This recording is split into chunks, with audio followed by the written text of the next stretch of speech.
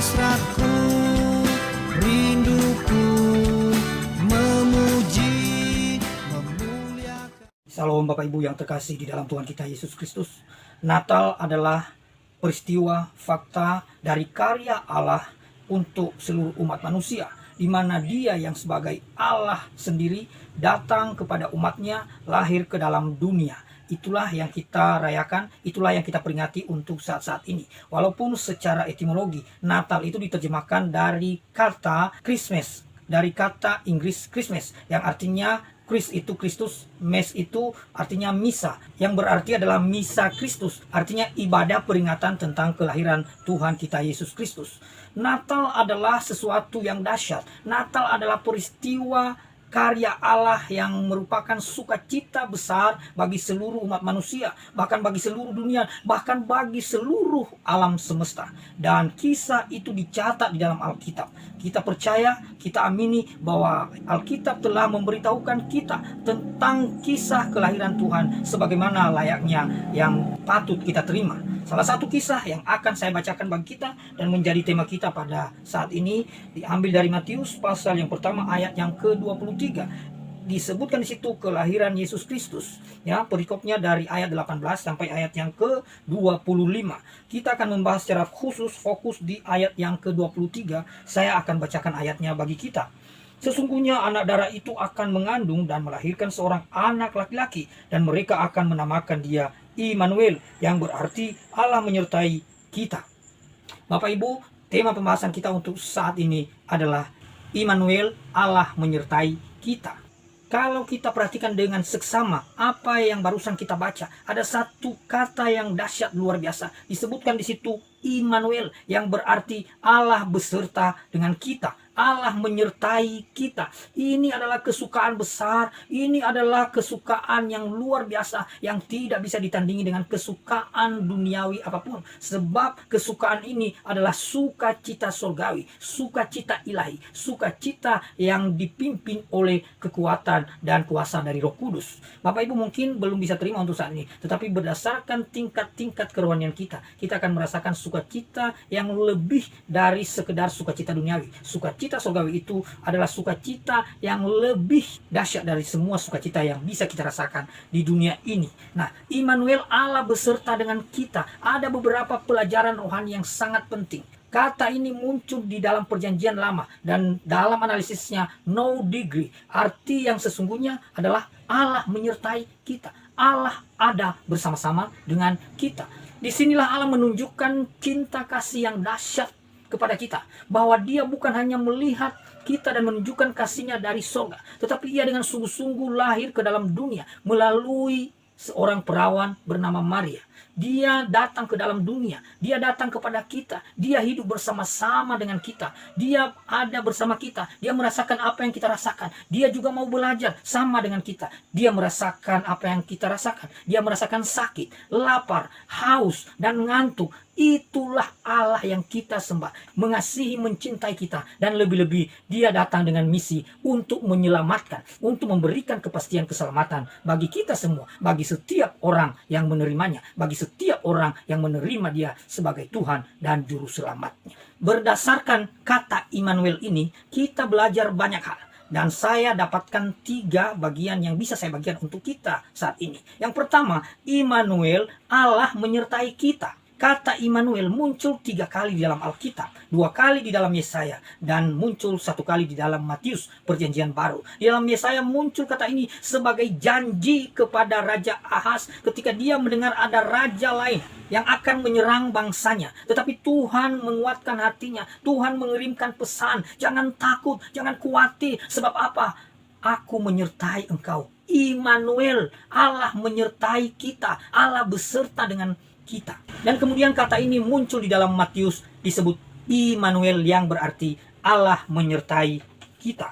Jadi Bapak Ibu, dalam situasi kita yang sedikit khawatir, ada was-was, ada ketidakpastian, Allah hadir, Allah ada bersama-sama dengan kita. Dalam situasi yang takut, ada hal-hal yang menakutkan, ada hal-hal yang membuat kita bimbang, ada hal-hal yang membuat kita merasa tidak kuat, tidak mampu menghadapi sesuatu tantangan, masalah, dan sebagainya. Allah hadir, Allah ada beserta dengan kita.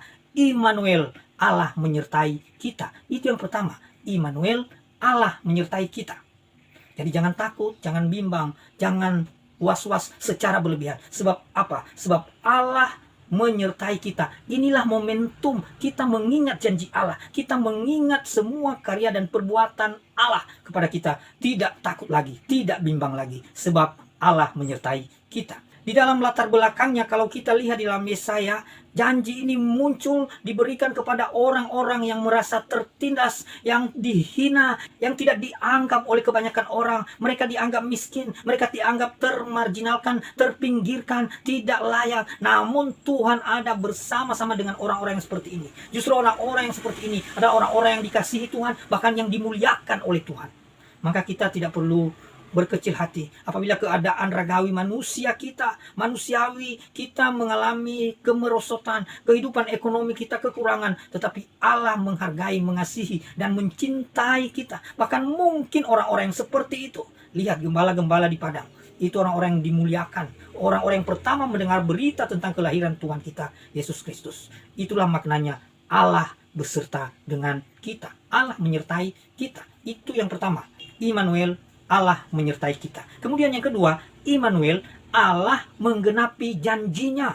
Kata Immanuel ini muncul di zaman Yesaya beberapa ratus tahun sebelum kelahiran Tuhan Yesus. Tetapi kini genaplah firman Tuhan itu. Apa yang sudah dinubuatkan, apa yang sudah dijanjikan oleh Tuhan, itu benar-benar digenapi. Dan saya akan bacakan ayatnya sekali lagi bagi kita. Ayat 22, hal itu terjadi supaya genaplah yang difirmankan Tuhan oleh nabi. Jadi apa yang telah difirmankan Tuhan melalui para nabi itu sungguh-sungguh digenapi. Disinilah timbul pengharapan luar biasa. Apa kebenaran firman Tuhan itu sungguh digenapi, sungguh dilakukan oleh Tuhan. Allah menyertai kita, sungguh-sungguh digenapi. Allah mengasihi kita, sungguh-sungguh digenapi. Allah memberikan kepastian keselamatan kepada kita, sungguh-sungguh digenapi. Apa sakit yang kita rasakan, apa susah yang kita rasakan, Tuhan juga sungguh merasakannya. Sebab apa? Sebab Dia lahir ke dalam dunia untuk ikut merasakan apa yang kita rasakan. Jadi jangan merasa sendirian, jangan merasa tidak ada yang menemani, tidak ada yang memperhatikan, tidak ada yang menolong. Kalau manusia melupakan kita, ingat, Tuhan ada bersama-sama dengan kita. Dia menggenapi firman-Nya. Allah itu tidak berbohong, Allah itu tidak berdusta. Allah melakukan, menggenapi seluruh apa yang difirmankannya. Dengan demikian muncul pengharapan yang dahsyat, muncul pengharapan yang pasti dalam hati kita, tetap dalam hati kita, bahwa ada harapan, apapun keadaan saat ini, Tuhan selalu bersama-sama dengan kita. Dan pada akhirnya ada kemenangan bersama dengan Tuhan kita, Yesus Kristus. Amin Bapak Ibu. Itu yang kedua. Yang pertama tadi Immanuel, Allah menyertai kita. Yang kedua Immanuel, Allah menggenapi firman-Nya. Dan kemudian yang ketiga, Immanuel, Allah menuntun kita. Sesungguhnya kita bisa lihat kisah dan peristiwa hamilnya Maria, di mana Tuhan Yesus datang melalui rahim Sang Maria. Dan Yusuf berencana dengan diam-diam untuk menceraikan istrinya. Sebab apa? Sebab dia tidak bersetubuh, namun Maria telah hamil. Tetapi firman Tuhan menuntun Yusuf. Firman Tuhan memberikan kebenarannya, menyatakan kebenarannya kepada Yusuf, supaya ia tidak melakukan hal itu. Tetapi ia harus menikahi Maria sebagai istrinya, dan dia tidak bersetubuh dengan dia sampai Tuhan Yesus Kristus lahir. Ada banyak pandangan tentang keperawanan Maria. Ada yang mengatakan tidak mungkin, bagaimana mungkin hal itu bisa terjadi. Tetapi ada hal-hal yang orang terima, namun satu hal ini tidak terima. Allah menciptakan manusia tanpa laki-laki dan perempuan. Itu terjadi kepada Adam. Itu ada. Allah menciptakan manusia melalui laki-laki. Ada. Itu terjadi kepada Hawa. Tetapi Allah juga menciptakan manusia melalui laki-laki dan perempuan. Inilah kita. Tetapi Allah menurunkan manusia dalam kemanusiaan melalui perempuan. Itulah yang terjadi kepada Tuhan Yesus Kristus. Ini bukan berarti bahwa Tuhan Yesus diciptakan, tetapi manusia lahir melalui seorang perempuan tanpa persetubuhan dengan laki-laki. Jadi hal ini juga yang tidak bisa diterima oleh Yusuf pada awalnya. Bagaimana mungkin istrinya hamil tanpa persetubuhan, tetapi melalui tuntunan dan pimpinan Tuhan melalui mimpi kepadanya, dia menerima kebenaran Allah. Allah menyatakan kebenarannya. Allah menuntun umatnya. Allah menuntun kehidupan kita semuanya melalui kehadiran Tuhan Yesus dalam dunia, kehadiran Tuhan Yesus dalam hati kita. Kita tahu bahwa seluruh agama di dunia, semua kepercayaan mencari standar, mencari kebenaran, apa yang harus dilakukan, apa yang menjadi tuntunan, apa yang menjadi ajaran yang dapat dan patut diterima sebagai pengajaran yang sempurna. Dengan kedatangan Tuhan Yesus Kristus, kita menerima kebenaran, pengajaran yang sempurna adanya. Sebab Allah berbicara kepada kita melalui Tuhan Yesus Kristus. Itu ada di dalam Ibrani. Oleh sebab itu kita mendapatkan standar kebenaran. Inilah Immanuel yang ketiga. Immanuel yang pertama, Allah menyertai kita. Immanuel yang kedua, Allah menggenapi firman-Nya. Dan Immanuel yang ketiga, Allah menuntun umatnya dalam kebenaran. Kita dituntun dalam kebenaran. Kita diarahkan di dalam kebenaran. Roh Kudus memimpin kita. Kita mendapatkan hikmat-hikmat. Sehingga kita mampu mengambil keputusan yang terbaik, yang tepat untuk kemuliaan Tuhan. Untuk kebaikan kita. Jadi Bapak Ibu, kita sungguh-sungguh bersyukur. Kita sungguh-sungguh bersuka cita. Sebab Allah ada bersama-sama dengan kita. Allah menyertai kita. Allah menggenapi firman-Nya. Dan Allah menuntun kita dalam kebenaran-kebenarannya. Inilah momentum yang kita harus lakukan saat kita merayakan Natal.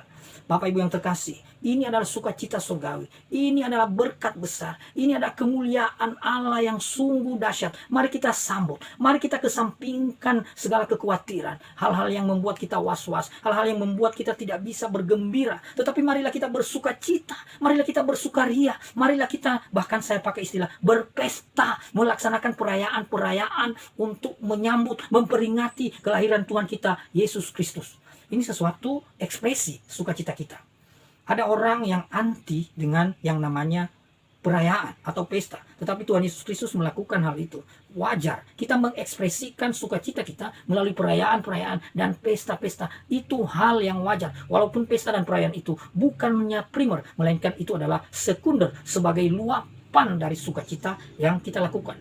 Kemudian bersama dengan sukacita yang kita lakukan, marilah kita memuji-muji Allah. Marilah kita terus memperbaharui hati kita untuk menerima kebenaran Tuhan, untuk memuja Allah, melaksanakan pemujaan, pujian, dan penyembahan kepada Dia melalui momen Natal ini, melalui kesempatan ini. Ini adalah kesempatan. Mari kita kesampingkan dulu hal-hal yang lain. Mari kita ingat kepada Tuhan. Dan ini tujuan hidup kita yang dikehendaki oleh Tuhan. Kita bersekutu dengan Dia, memuji Dia selama-lamanya. Lalu kemudian kita menikmati persekutuan yang indah. Hidup dalam sukacita surgawi. Inilah momen Natal. Mari kita kesampingkan hal-hal keduniawian. Mari kita bersukacita bersama sukacita surgawi ilahi. Sukacita surgawi di momen Natal ini. Mari kita memuji-muji, memuliakan Tuhan. Selamat hari Natal. Tuhan memberkati kita. Amin. Hidup hasratku